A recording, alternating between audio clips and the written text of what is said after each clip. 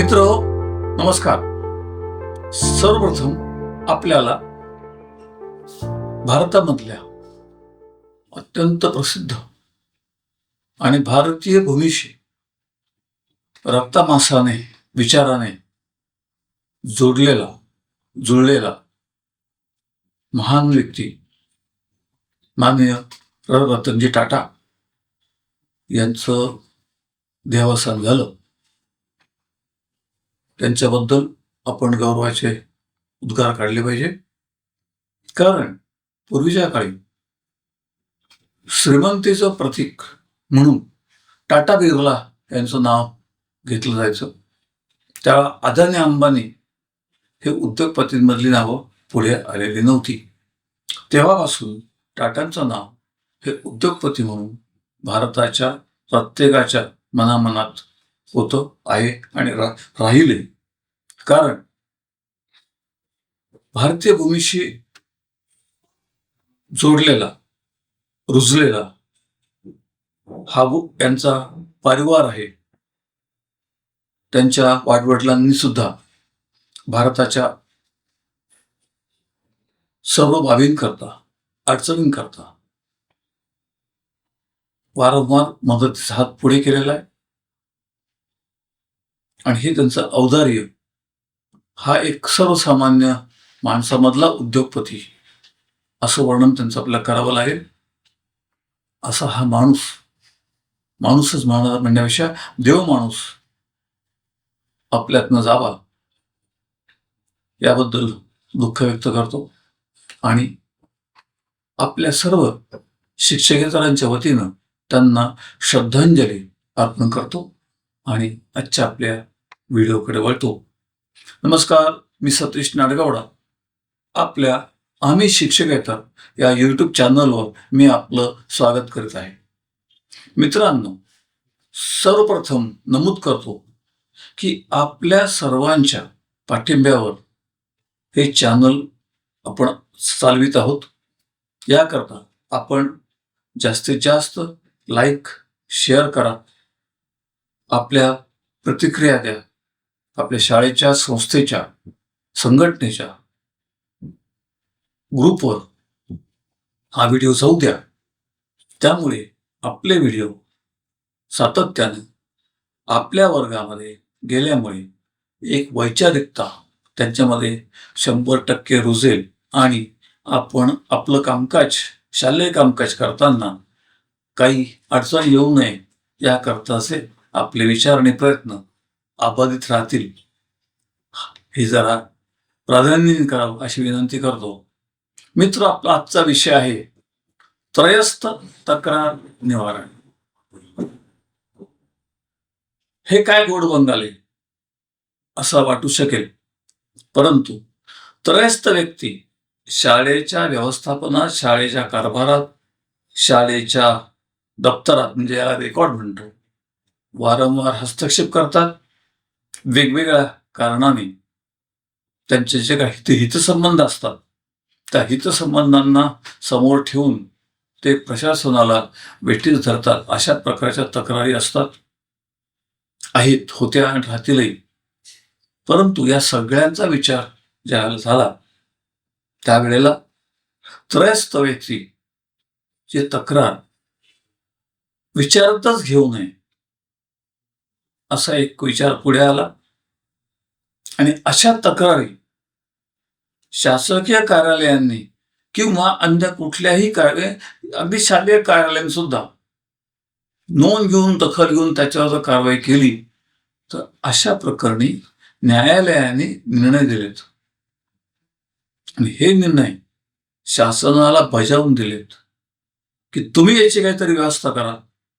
कारण तुमच्या या त्रयस्थाच्या तक्रारीची दखल घेऊन त्यावर निर्णय देण्याच्या प्रक्रियेमुळे न्यायालयाचं कामकाज वाढतंय, न्यायालयाचा बोजा वाढतोय. याकरता आपण त्रयस्थ व्यक्तीची तक्रार दाखल करून घेऊ नये.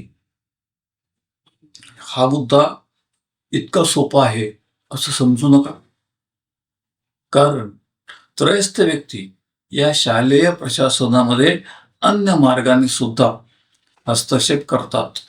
जसे माहितीच्या अधिकारामध्ये बरेच काही अर्ज येतात, ज्यामध्ये लोकहिताचे किती आणि शालेय व्यवस्थापनाला वेठीस धरायचे किती, याबरोबरच या माध्यमातनं काही आर्थिक व्यवहार, तरतुदी, थोडक्यात अगदी शुद्ध भाषेमध्ये ब्लॅकमेलिंग असेही प्रकार होतात.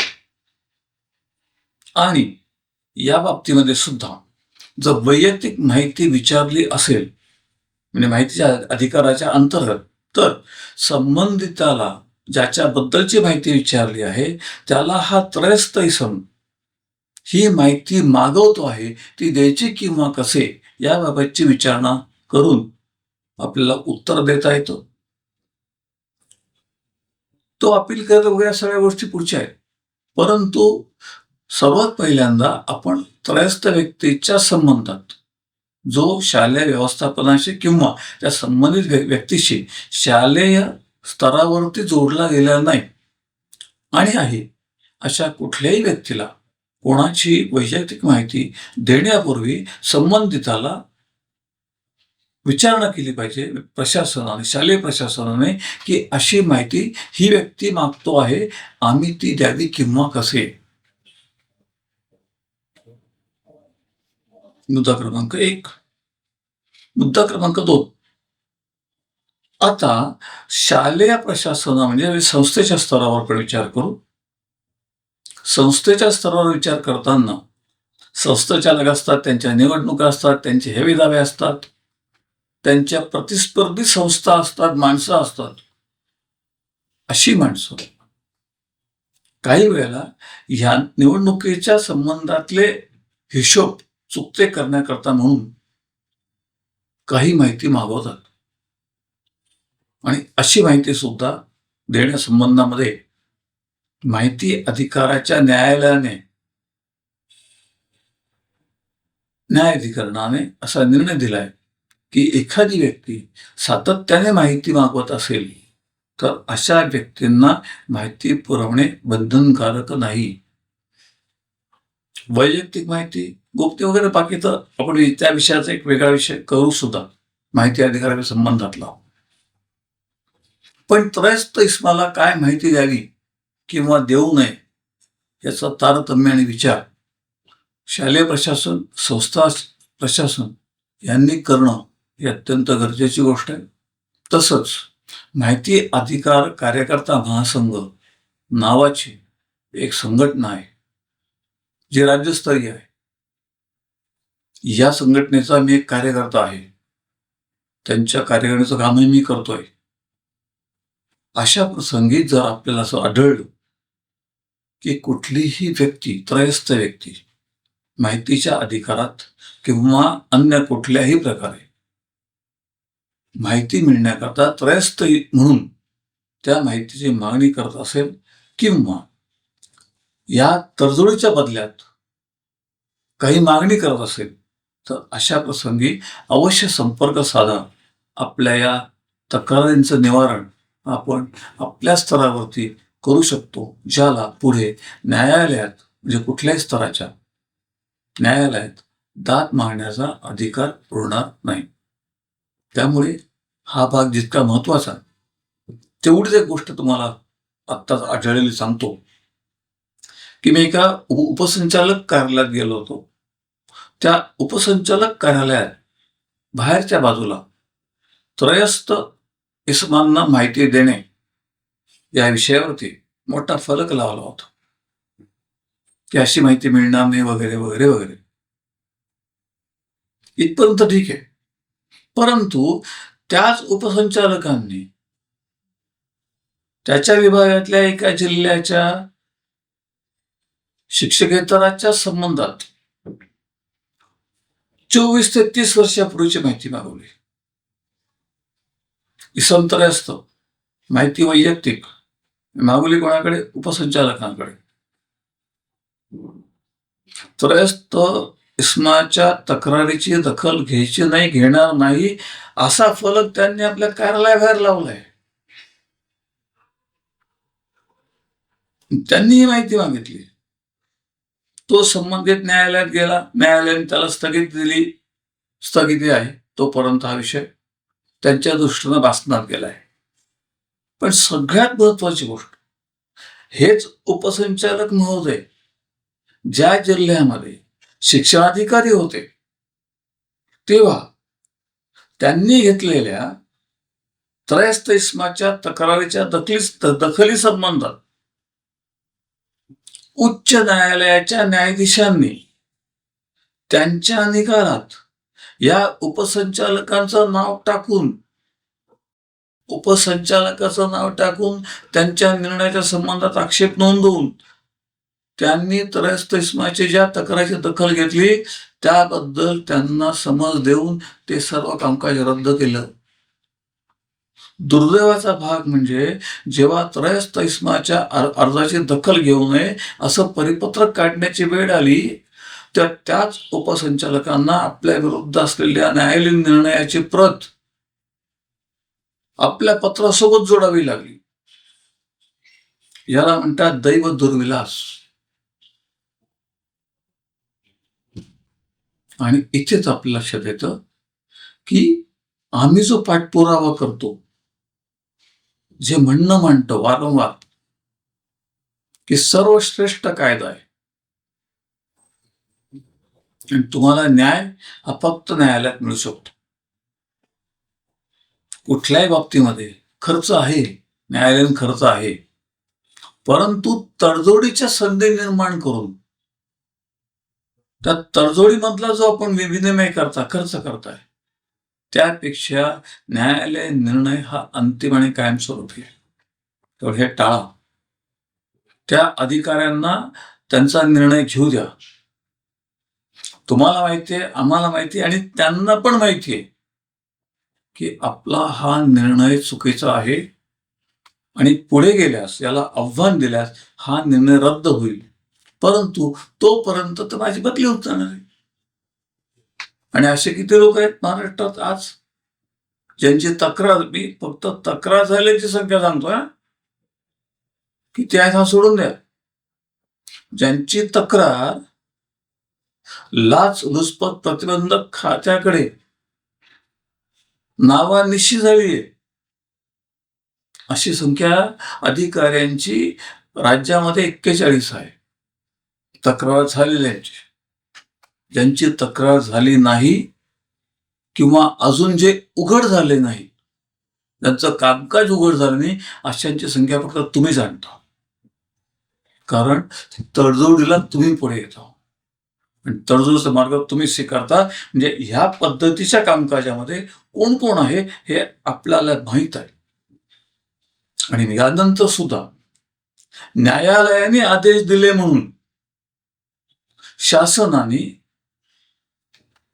6 महिन्यापूर्वी विभागीय स्तरावरती तक्रार निवारण समितीचं गठन केलंय.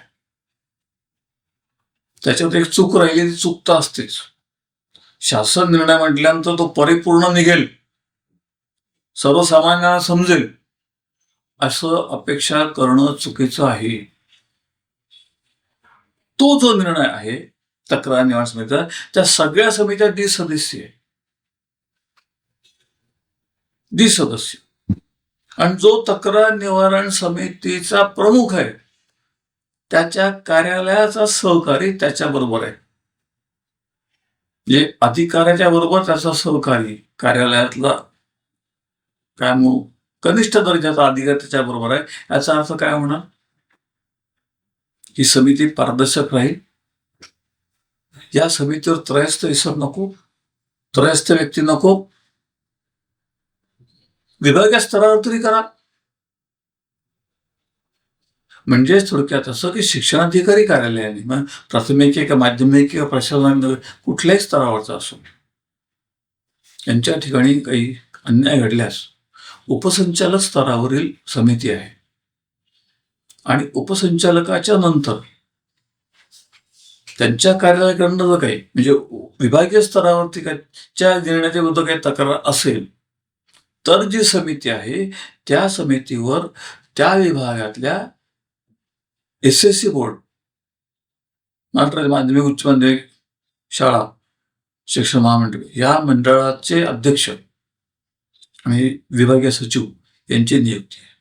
त्यात थोडंसं विभागीय स्तरावरच्या निर्णयाच्या संबंधात कारवाई योग्य जरी असली तरी शिक्षण कार्यालयाच्या स्तरावरच्या कारवाईच्या संबंधामध्ये पुढील जो निर्णय येतो त्या निर्णयाच्या संबंधामध्ये मी साशंक आहे. तरी सुद्धा ही तक्रार निवारण समिती आहे, याच्यामध्ये ज्या काही गोष्टी आहेत ज्याची तरतूद केली, ज्याच्याबद्दल दाद मागता येईल, त्या शासनात नमूद केल्या, त्याच्यावर 2 मुद्दे मला खटकले फक्त. एक म्हणजे बदल्यांच्या संदर्भामध्ये. बदल्यांच्या संबंधामध्ये शिक्षण कार्यालयाची मान्यता हा विषय मला कधी कळला नाही. आता तर मला नव्याने पुढे येतो जास्त जोरात की शिक्षण अधिकारी यांनी बदलीला मान्यता दिलेली नाही. प्रश्न येतो कुठे बदलीच्या मान्यतेचा? बदलीचे अधिकार आणि नेमणुकीचे अधिकार जरी नियमांच्या चौकटीत असले तरीही अधीन कोणाच्या आहेत? संस्थेच्या, शासनाच्या नाही. त्यामुळे बदली नाकारली किंवा बदली नाकारता येते शिक्षणाधिकाऱ्यांना, हाच मला नवा विषय समजला या शासन निर्णयाच्या मुळे. काय संबंध आहे? जर बदली आणि नेमणूक हे याकरता संस्था स्वायत्त मानली गेली, हा, आणि नेमणूक करताना रोस्टर पाळला आहे का नाही वगैरे या गोष्टी कबूल आहे ना, मान्य त्या गोष्टी लिहिल्यात, नियमात तरतूद आहे ना, ती केलीच पाहिजे. त्याच्यात चूक असेल तर जरूर त्याच्या विरुद्ध अपील करा. बदली संबंधात काय म्हटलंय की कोणाची बदली शालेय सत्राच्या मध्ये करू नये आणि वेतन कमी अशा कनिष्ठ दर्जावर करू नये. कनिष्ठ दर्जावरची नेमणूक म्हणजे बदली होऊच शकत नाही कोणाची. दर्जा काय? शिक्षकाचा दर्जाच आहे. सगळे शिक्षक एक तर पदवीधर, एक तर अपदवीधर किंवा शिक्षकेतर, यांच्या दर्जाचा प्रश्न येतो कुठे? बदली नाकारली हा प्रश्न मला त्या अपिलात येतच नाही. हा प्रश्न येतो कुठे की वेतन देयका संबंधातलं नाव त्याचं, त्या संबंधिताचं या शाळेतनं त्या शाळेत वर्ग करण्याकरता, ज्याला हल्लीच्या तुमच्या सोप्या भाषेत म्हणतात अटॅच डिटॅच, इकडनं काढायचं इकडे टाकायचं, हे जे कामकाज आहे ह्या कामकाजाकरता अवश्य आपण शिक्षण कार्यालयात जाऊ शकतो. पण त्या संबंधातल्या तक्रारीची दखल घेऊन शिक्षण अधिकाऱ्यांनी कुठला निर्णय दिला असेल तर तो त्यांच्या क्षमतेच्या बाहेरचा आहे. कारण त्यांना फक्त हे नाव ए शाळेतनं कमी करून बी शाळेत टाकायचं आहे आणि बी शाळेतल्या माणसाचं नाव कमी करून ए शाळेत, एवढंच फक्त. त्यामध्ये त्यांना बदलीची कायदेशीरता तपासण्याचा अधिकार नाही, 100% नाही. आणि म्हणून ही जी समिती, तक्रार निवारण समिती, यामध्ये आपण आपल्या माहिती घेऊन, आपल्या नेमक्या अडचणी घेऊन, तुमच्या संबंधात वैयक्तिकरित्या कुठला निर्णय झालाय त्या निर्णयाच्या विरोधात नेमणूक मान्यता नाकारली असेल तरी जाते. आता प्रश्न असा येतो की ज्याची नेमणूक नाकारली तो शाळेत नाहीच आहे, त्याच्यापर्यंत हा व्हिडिओ जाईल कसा? ज्याची मान्यता नाकारली आहे अशा व्यक्तींनी सुद्धा त्याच्या संबंधातला अपील करता येईल. याच्यात एकच गोष्ट झाली. पूर्वी काय होतं की असं काही घडलं की कर्मचारी सरळ उठायचा आणि उच्च न्यायालयात जायचं. तिकडे वेळ लागतोच, असं म्हणणं तिकडे गेला आणि पटकन काम झालं. परंतु तिथे जरी वेळ लागला तरी तो न्यायाने होतो, कारण त्या न्यायाधीशाला न्यायालयाच्या सर्व बाबींचा अभ्यास आहे. आणि ज्यावेळेला तुम्ही तक्रार उपसंचालक कार्यालयात दाखल कराल या शिक्षण अधिकाऱ्याच्या अमान्य केलेल्या नेमणुकीच्या संदर्भामध्ये, तर त्याची सुनावणी जेव्हा होईल तेव्हा होईल, निर्णय होईल तेव्हा होईल. त्यानंतर आपल्याला परत प्रादेशिक म्हणून संचालक स्तरावरच्या तक्रारीकडे समितीकडे जायला लागेल आणि त्या समितीच्या निर्णयानंतर न्यायालय. या मधल्या प्रक्रियेत खर्च आहेच. खर्च जाणता, खर्चाची पद्धती तुम्हाला माहिती आहे. मग हा सगळा खर्च होणार, याच्यात वेळ जाणार, न्यायालय काय वाईट आहे? अर्थात निर्णय न्यायालयाचा आहे. अशा समित्या स्थापन करून तुमच्या स्तरावर निर्णय करा. आपण या निर्णयाचा, न्यायालयाचा आदर करू. आम्ही कायमस्वरूपी आदर करतो. आणि म्हणून आपल्या सर्वांची भिस्त न्यायालयावर असली पाहिजे, म्हणजेच आता हे संविधानावर असली पाहिजे. आणि म्हणून त्रयस्थ आणि तक्रार निवारण या 2 गोष्टींचा आपण चर्चा केलेली आहे. या संबंधातला तपशील ज्या कोणाला पाहिजे असेल त्यांनी वैयक्तिक संपर्क साधावा. आमचे सगळ्यांचे क्रमांक आपण आपल्या व्हिडिओच्या जवळ देत असतो. आपल्याला आपल्या शंकांचं निरसन आणि न्याय याबरोबर आपली जी अडलेली कामं, नेमणूक, मान्यता, बदली या सगळ्या संदर्भामध्ये आपण दखल घेऊ. आम्ही आपल्या सेवेत आहोत, कारण आम्ही शिक्षक आहेत. हा व्हिडिओ आपल्या हातात ज्या वेळेला येईल त्यावेळेला आपण विजयादशमीच्या उत्सवामध्ये रममाण असाल. विजयादशमी म्हणजे सीमोल्लंघन. मग आपल्या विचारांचे, कार्याचे, कार्यपद्धतीचे आणि सर्व सीमा ज्या आपण आपल्या भोवती आखून घेतो, या सीमांचं उल्लंघन करायचं आणि आपला विजय प्रस्थापित करायचा. याकरताच या सणाचं नाव विजयादशमी असं आहे. आणि म्हणून या पवित्र सणाकरता मी सर्व बांधवांना सदिच्छा देतो. धन्यवाद.